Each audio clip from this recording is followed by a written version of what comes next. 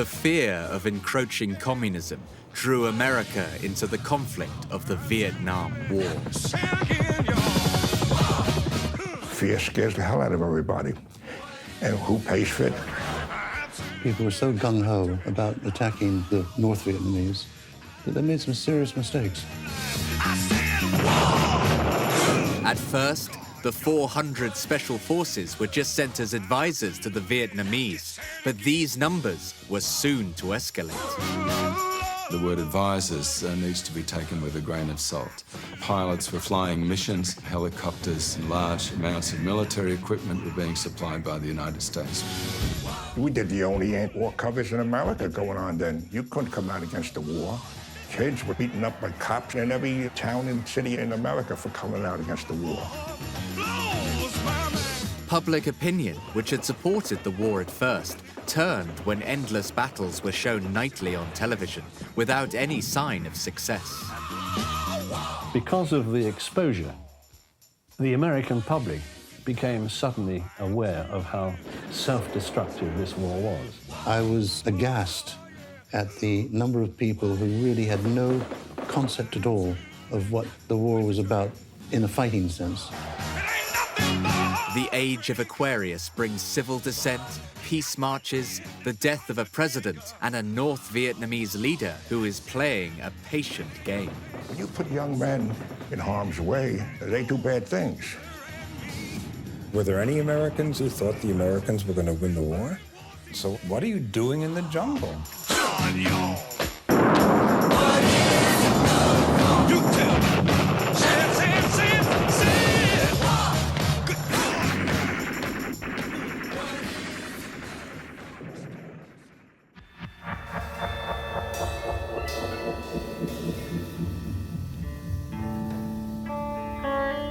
From Dallas, Texas, the flash, apparently official, President Kennedy died at 1 p.m. Central Standard Time.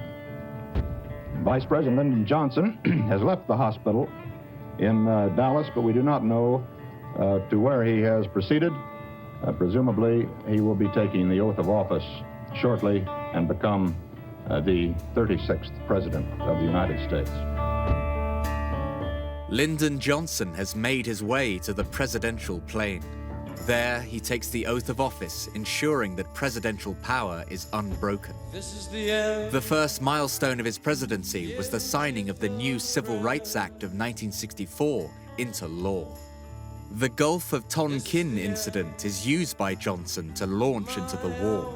He has kept things low-key till now in order to be re-elected. As an ex-Navy man, he is keen to take up the challenge to finish the war and retaliates with air attacks. The determination of all Americans to carry out our full commitment to the people and to the government of South Vietnam will be redoubled by this outrage. America has misinterpreted Ho Chi Minh's intentions, and instead of supporting him earlier against the French, they opposed him. Ho Chi Minh was a nationalist, but with no other support, he had to turn to the Russians into the arms of the communists. He wasn't a screaming nationalist fanatic. Didn't come across as a fanatic at all. He wasn't a communist, he was a nationalist. I mean, he was a great hero to his country, you know.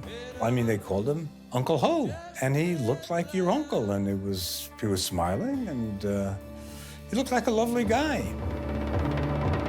The vast Mekong River can provide food and water and power on a scale to dwarf even our own TVA.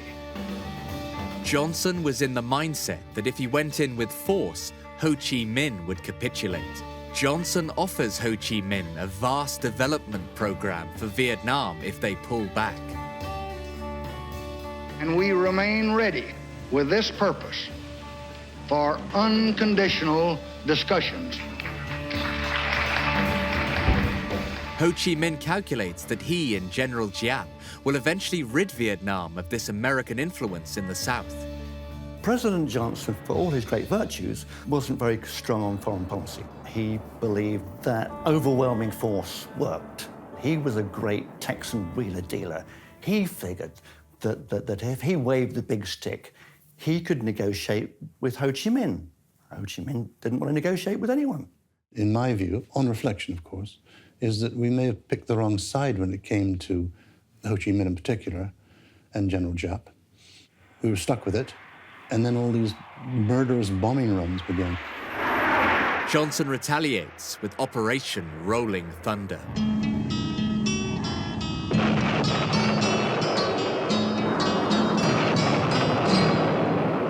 The Americans, not being able politically to invade North Vietnam, tried to bomb it into a car park.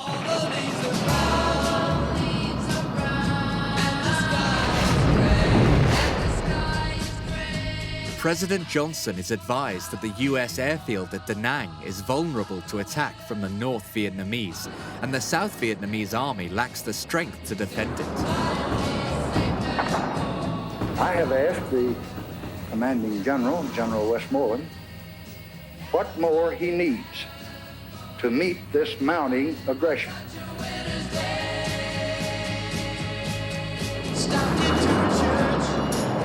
General Westmoreland requests a few battalions to protect the airfield. This is the first of many requests for further troops, and by the end of the year, numbers of US troops would rise to 200,000. They escalated and escalated. The LBJ escalated it, and then everybody was escalating it, you know? Suddenly, everyone in America is affected. The bombing campaign and increasing troops does little to stop the North Vietnamese army moving personnel and supplies through Laos and into South Vietnam. American B-52 planes are sent in to bomb North Vietnam for the first time.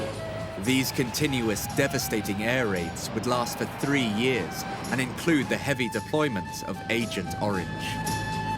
Agent Orange was actually used on American highways to keep the weeds down off the side of the expressways. But it was used in massive amounts in Vietnam, and there's dioxin, which causes the cancer and birth defects. As more and more US troops are sent to Vietnam, the stark reality of the war hits home in America. Anti-war demonstrators protest U.S. involvement in the Vietnam War. Public support for the war begins to slide as anti-war demonstrations increase in the U.S. The estimated 125,000 Manhattan marchers include students, housewives, beatnik poets, doctors, businessmen, teachers, priests, and nuns. Makeup and costumes were bizarre.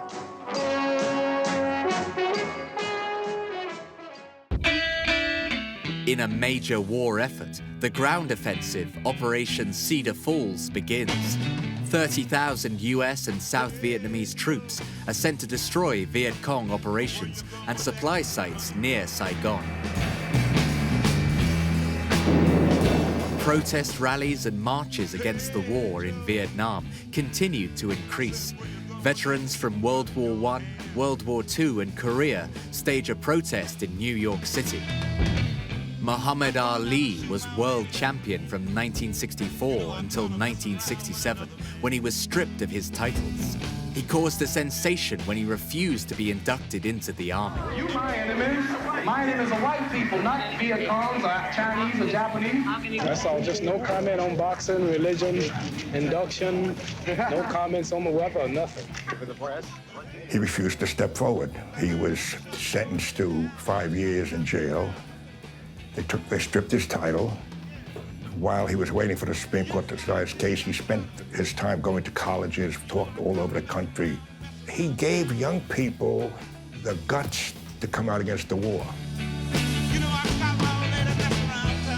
Other artist activists such as Joan Baez, Pete Seeger, and Bob Dylan had joined what was to become an international movement against the Vietnam War. In April 1967, Martin Luther King Jr. makes a powerful speech. Previously, he had not been vocal about Vietnam in order not to upset President Johnson, as the civil rights legislation was going through during his presidency. He speaks out against US policy in Vietnam, calling America the greatest purveyor of violence in the world. He publicly denounces their military presence in Vietnam and proposes a merger of the anti-war and civil rights movement. The promises of the Great Society have been shot down on the battlefield of Vietnam. the pursuit of this widened war has narrowed the promised dimensions of the domestic welfare programs, making the poor, white and Negro, bear the heaviest burdens both at the front and at home. Hey, Joe, where you going with that gun in your hand? In June 1967, the first Monterey Pop Festival takes place, showcasing many artists who've been expressing their anti-Vietnam feelings. When Jimi Hendrix takes to the stage, many young men in the audience already have their draft papers. You know, I'm gonna mess around with another man. You had Ravi Shankar on one side, and then you had The Who smashing up guitars on the other, and Jimi Hendrix somewhere in the middle. And that would certainly have been a kind of rallying cry for increasing anti-Vietnam sentiment. There have been various incidents of burning draft cards, but this was brought into intense focus when it was acted out in the musical Hair in New York in October 1967. People in colleges were pretty well organised by this time because they'd been fighting for civil rights. So they knew how to protest. And this essentially divides the country, that the younger generation know how to cause trouble, know how to, if necessary, avoid the draft and flee to Canada, whereas the older people remember World War II and remember being right. 1967. The Summer of Love had a bloody underbelly. Young American boys are sent to fight their counterparts in Vietnam.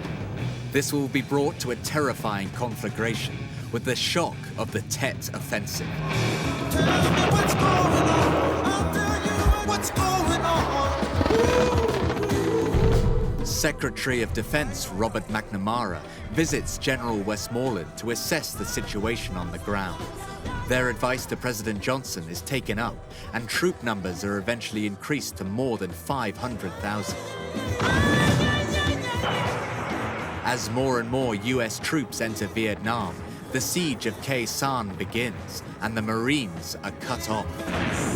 The United States had begun to suspect that the North Vietnamese strategy was to lure the Americans into a remote outpost. The Americans thought that they could win that if they built up enough forces and win a conventional battle against the North Vietnamese. And so they built up the large base of Khe Sanh.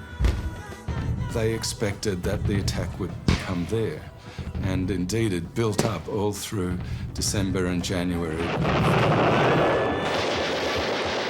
However, this was a distraction from the main event.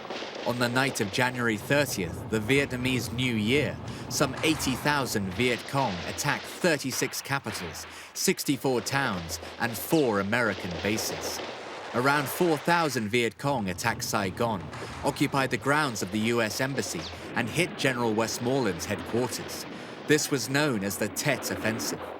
Americans have to engage intense force to recover from the sudden onslaught.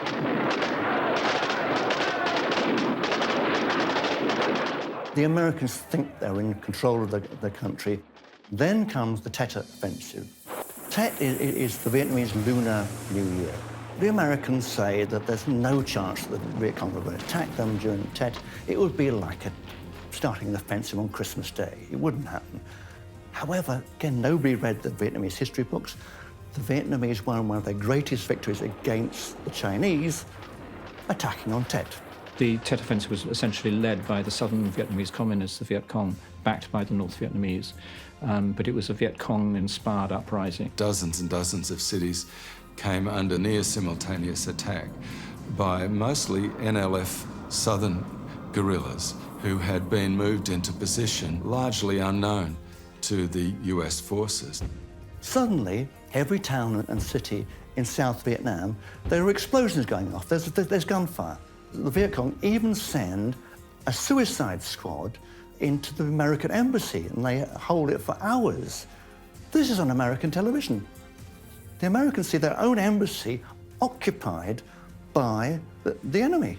The fact that the Viet Cong had entered the American embassy in Saigon and caused a great deal of damage shattered public opinion and American faith in winning the war, if the war was ever winnable. And they can't believe what they're saying. They've been told that they're winning this war, and it doesn't seem that they are.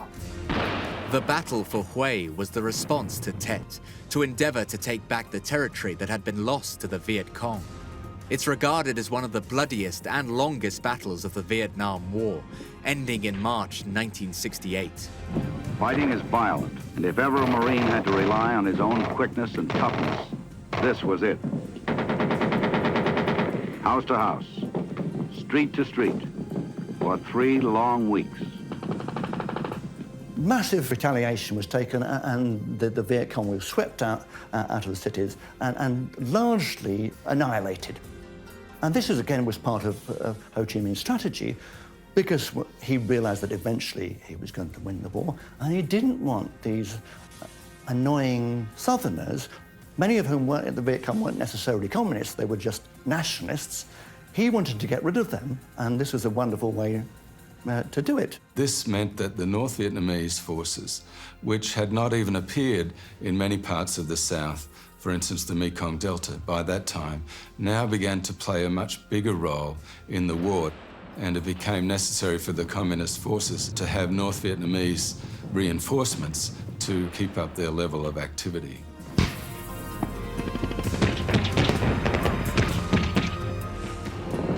After the first day, Marines own just 2 blocks of the city. 2 blocks. And the price is dear. Militarily, it was a defeat for them, but in political and public relations terms, it was a huge success and badly damaged American morale, particularly at home. And the tide of the war changed. On the north side of the river, the enemy's position begins to crumble. Marines, along with the South Vietnamese Army, Marine and Ranger units, move into the Imperial Palace. This great strategist was Ho Chi Minh, because he realized fighting the Americans, it wasn't about what actually happened in Vietnam, it was what happened on the television sets in the United States. So if he could get the war on the news every night, he knew that America would tire of it sooner or later, and he'd get his way. Finally, the job is finished. 25 days of heavy fighting. Enemy losses in the thousands. And each Marine knows he's been a part of a historic battle. Knows he rates the traditional, well done. Although America did win back their territory, this was a huge turning point in the war, as America loses its appearance of invincibility.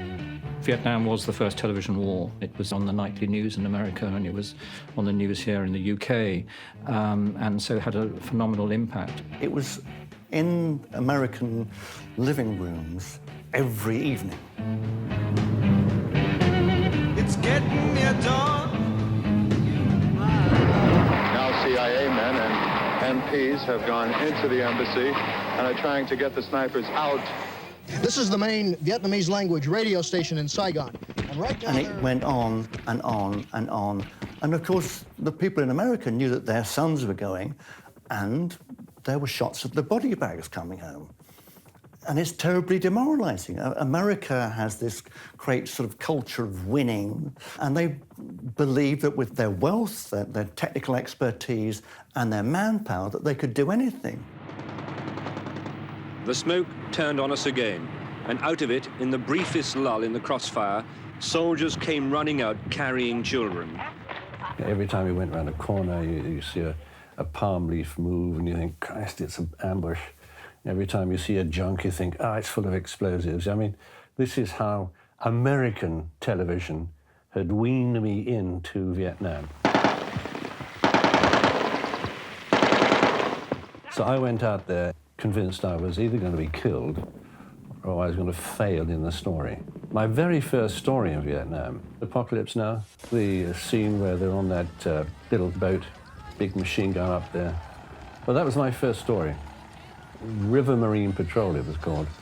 And I was absolutely terrified. I mean, really quite terrified.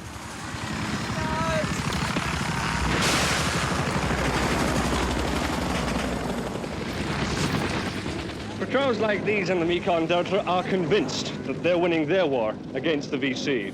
They put as success there, as evidence of their success, the number of VC dead and the number of VC defectors. But they have, nevertheless, the substantial backing of thousands of well-armed and well-trained troops, plus barrack ships, helicopters and gunships, and the River Marine Force.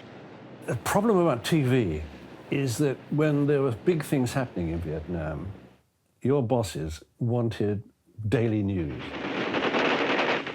Television journalists would go to a battlefield, but they would have to leave the battlefield by a certain time to get back to Saigon Airport and ship their film to Hong Kong. There were no satellites, of course. We were shooting film.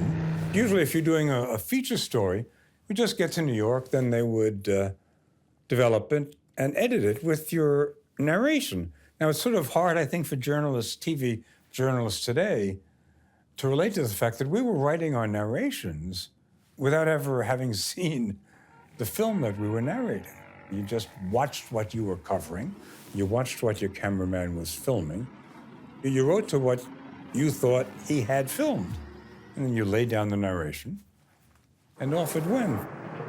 The fire spreads, the people leave, and in no time at all, that area is charred and ruined and destroyed. You couldn't go too far. So my area of operations tended to be down in the Mekong, which, as it turns out, was a pretty dangerous place to be anyway. For one moment, they panicked, and rightly so. The mortar hit right in the middle of them down there on the right. After 6 in the evening, there was nothing to do. That's when we all got into trouble. And now, I mean, there was nothing like 24 hours news. And I remember when the satellite first came up, it was Charles Collingwood who said to me, "Oh, glory days are over. We're going to have to work for a living now." The journalists working out of Saigon all seem to have a huge affection for the city. It is their retreat from the war, a short helicopter ride away. Nothing could be more of a contrast to the war than their cocktail hour back at the hotels. We stayed at a hotel in Lam Song Square, which is bang next to the Congress building. The safest part of town. That little center seemed to be protected. Saigon was a fantastic place to be. They had a very exciting atmosphere. It didn't seem to be in great danger at that time. There were French restaurants, there was an old French residual community there who were very attached to Vietnam, who had Vietnamese wives, a lot of them. It was French. You know, the wide streets, the plazas, the squares, the trees, the flowers, and the restaurants. You could go to war in the most horrific circumstances and see some rather dreadful things. And then you'd come back and go out into Saigon, cross the road and have the most superb French meal with quite excellent French wine. The American public has no escape from the war. General Westmoreland's request for more troops had required students to be drafted. This results in an increase in demonstrations as the public feel helpless against this distant struggle. The Ho Chi Minh Trail was developed from earlier footpaths used for trading. It started just south of Hanoi, and due to the mountain range Trong Son, the trail dropped into Laos and Cambodia, and then into South Vietnam west of Dalat. At first, it took several months to reach the south. However, the volume of traffic expanded gradually, from carrying loads on soldiers' backs or in carts, to improvements being made to accommodate heavy trucks. Dotted along the route were fuel storage tanks and field hospitals. The trail was covered by the heavy jungle canopy and therefore hidden from US bombing raids until the bombing became so intense, destroying the jungle and using Agent Orange to defoliate. Even so, the determination of the North Vietnamese would just make another path around to join the trail again. This trail was supplying several 100,000 troops in the south against the US. My unit was trying to achieve a workable interdiction of the Ho Chi Minh Trail where it came into South Vietnam, north of Saigon. They bombed the Ho Chi Minh Trail with a supply trail that ran down through Laos and latterly through Cambodia. The Ho Chi Minh Trail was, in fact, a series of trails. Some of them big enough to take vehicles down, but they carried the stuff. It was weapons, food, medicine, that sort of thing, for the fighters in the south, who were either North Vietnamese or Viet Cong. So the bulk of the people we fought in firefights were either North Vietnamese coming down the trail or Viet Cong. The great story of the war, the best story of the war, was never told. Because the best story of the war was the Ho Chi Minh Trail. How the guys got from North Vietnam, from Hanoi to a large extent, into South Vietnam, and when they got to South Vietnam, managed to fight, is superhuman. A year of my life was spent either ambushing people or trying to avoid being ambushed by them. That was it. It was ambush warfare, and that's what the nature of the firefights were. The fantasy, the journalistic fantasy, was to go down the trail with the North Vietnamese. But it never happened. For years now, the Viet Cong have been strong in the Delta. It's where they've always raised taxes, food, and recruits. And recently, they've even been enrolling boys of 14 and 15. But the Americans say that since the Tet Offensive, Viet Cong tactics have become much more aggressive. Pressure came down from the top levels to inflate the body count, and sometimes this was done with false reporting of the number of communists killed in particular actions, but also including civilian casualties in the body count. The Americans thought they'd succeeded in keeping at least the main waterways of the Delta clear of Viet Cong. But now they find that they're not safe even there. The person who first realized Ho Chi Minh's strategy was Robert McNamara, that the communists were controlling the action in the battlefield. They could attack and run away at will. So they could control how many people they were losing, what their casualties were. And all they were doing was keeping their casualties down to below their birth rate, which meant essentially they could fight forever. And of course, the Americans weren't going to fight forever. Eventually, they'd go home. The NLF also were able to keep recruiting amongst people who were disillusioned or disgusted by the destruction and the casualties inflicted on the Vietnamese rural population. It was the kind of place where you had, brothers fighting for the ARVN, the South Vietnamese army run by the South Vietnamese American puppets, and then you had his brother in the Viet Cong. And the Americans could never understand what was going on. They didn't understand the language, they didn't understand the culture. They didn't understand how that was possible. I mean, there weren't any. Can you imagine in the Second World War, you have a GI and his brother is with the Nazis? Unimaginable. But this is what was going on through the whole war. President Johnson continues this huge US bombing campaign of rolling thunder, targeting the Ho Chi Minh Trail in the main. The tonnage of ordnance would surpass all that was dropped in World War II. In this dirty old part of the city. Make no mistake about it. I don't want a man in here to go back home thinking otherwise. We are going to win. You'll be dead before your time is due. There's another aspect to the war in Vietnam, which is race. This was the first time there was a major commitment of mixed race units. A lot of young black Americans wanted to prove their status in American society, their manhood, if you will. He wanted to get young black men into the army so he could supply proper medical assistance to them, give them education, and get them out of the ghettos and improve their lot. As the war started to go badly, the black guys said, well, hold on, why are we dying over here when the enemy's back home in America? In the early years of the war, the black and Latino soldiers were professionals in mostly mixed-race units. By the end of 1968, draftees account for over 30% of American troops.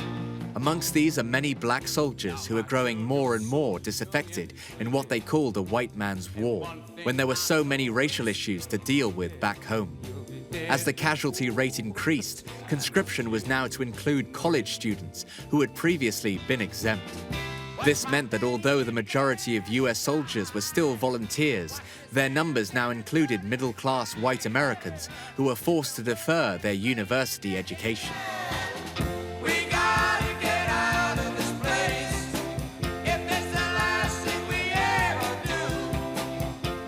When I first went out there in '68, the majority of the infantrymen were all working-class Americans. But when the Americans abandoned this avoidance of the draft, and suddenly in Vietnam, we saw the arrival, not of the officer class, but of white middle-class kids in the ranks. These are young men who have to go and fight, and the draft comes in, and so you may have to fight against your will. And then the whole idea of the draft dodger comes in. Well, it wasn't the fact so much that they were university students, it was the middle class. The middle class was getting drafted. Not a chance. Forget it, which is why there hasn't been a draft since then. World War II draft was, I mean, everybody believed in the war. You suddenly had middle-class kids being drafted in to do the same job. And they were writing letters home. Their parents were appealing to their congressmen. And that's when it all started to change. Giant protests were not even so much the soldiers as their mothers. Because what the hell is my boy doing in Vietnam? Hey, he should be doing his graduate work now. Well, you could get a student deferment for a while, but the middle class was getting drafted, which you can make a coherent theory, saying that that's why we lost the war. They're only going there for a year tour, whereas the Vietnamese fighters are there all the time. So every time you send a fresh young guy who's just come out of college, they have to start again with a new guy who knows nothing. All the challenges have been met. The enemy is not beaten, but he knows that he has met his master in the field. President Johnson was under tremendous pressure over the lack of victory in Vietnam. The Battle of Hue had been the response to the Tet Offensive, as US forces managed to regain the territories that had been lost. But all their claims of victory were like dust in the hand, because this amounted to only a stalemate. In addition, at home, despite all his efforts to pass a Civil Rights Act through Congress to become law, the lack of improvement for the black situation caused the Black Power movement to be active against him. The Democratic Party split into many factions. Johnson does badly in the New Hampshire primary and ends his bid for re-election. The nation is stunned. With American sons in the field far away, with America's future under challenge right here at home, with our hopes and the world's hopes for peace and the balance every day, I do not believe that I should devote an hour or a day of my time to any personal partisan causes or to any duties other than the awesome duties of this office, the presidency of your country. Accordingly, I shall not seek and I will not accept the nomination of my party for another term as your president. The famous CBS anchor, Walter Cronkite, he hadn't been in Vietnam since 1965. He went back, saw what he had to see, and said on American television, "We're not winning, can't win." And at this point, President Johnson said, "If I've lost Walter, I've lost the American public," and he resigns. A strike in Memphis causes Martin Luther King Jr. to return to his hometown. After his march had been interrupted with civil unrest, he gave his "I Came to the Mountaintop" speech. And I've looked over and I've seen the promised land. I may not get there with you, but I want you to know tonight that we as a people will get to the promised land.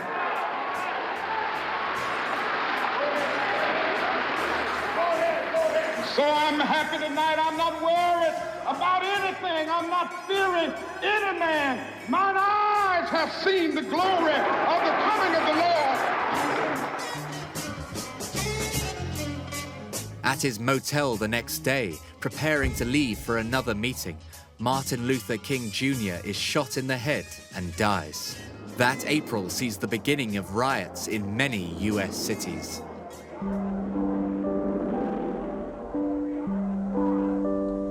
Like a bird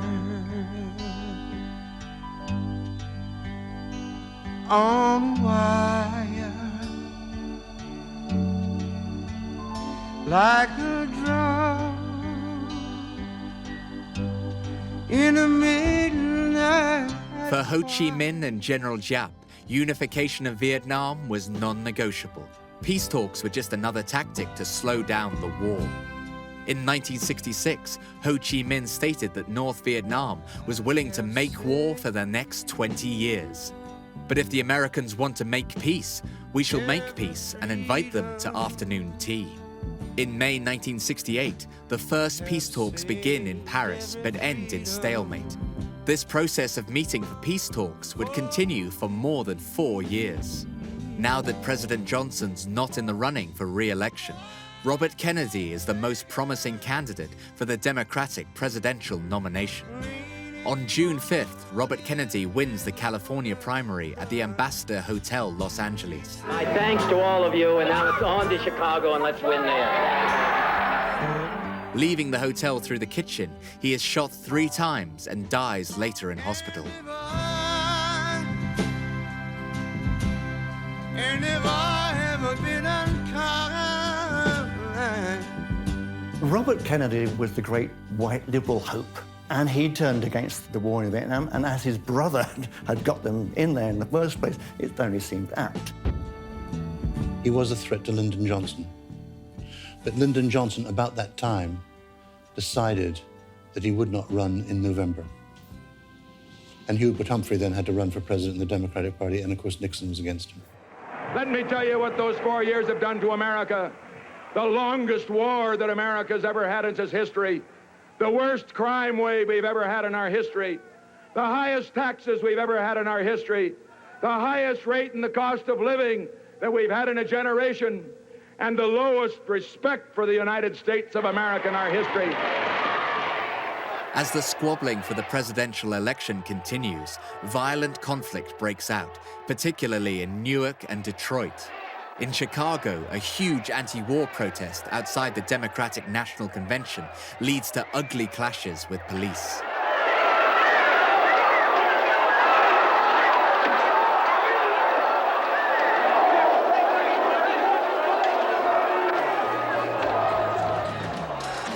Hubert Humphrey gains the Democratic nomination, but loses to Nixon by a majority vote of less than 1%.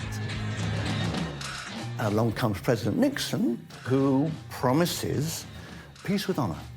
To get the boys out of there, everything's going to be all right. I decided in my mind, I was in Vietnam at the time, that I would vote for Nixon because he, rather than Hubert Humphrey, would end the war. And he would find some way to extricate the United States out of that mess. Unfortunately, that's not what he gave America. He pulled some of the people out, but he expanded the war into Cambodia and Laos. However, less than 2 months into office, President Nixon orders the secret bombing of Cambodia, ostensibly to destroy the Ho Chi Minh Trail and the supply enclaves just over the border. This covert bombing of over 500,000 tons of ordnance would actually stretch across the whole of Cambodia and was carried out without the knowledge of Congress or the US public. We will aid Cambodia. Cambodia is the Nixon doctrine in its purest form. In Cambodia, what we are doing is helping the Cambodians to help themselves.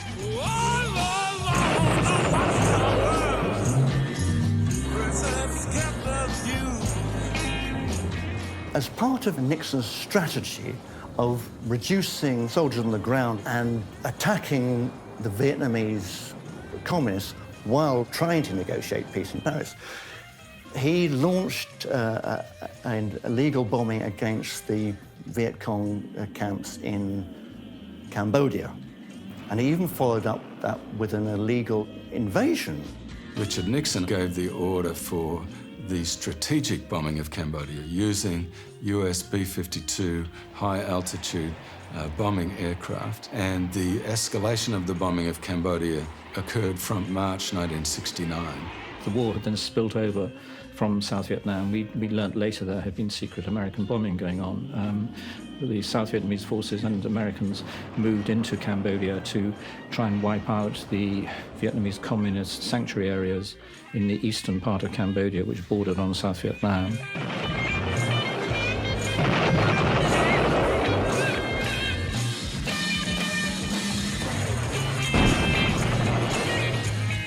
Ho Chi Minh dies. General Giap carries on the strategy of the war. The age of Aquarius ends with students being shot down by the Ohio National Guard. South Vietnam has lost its US support and fights a desperate war alone against the North. Nixon's secret war crimes are brought to light in the Pentagon Papers, in the Washington Post, with the New York Times. General Giap still stands strong for the North as the war in Vietnam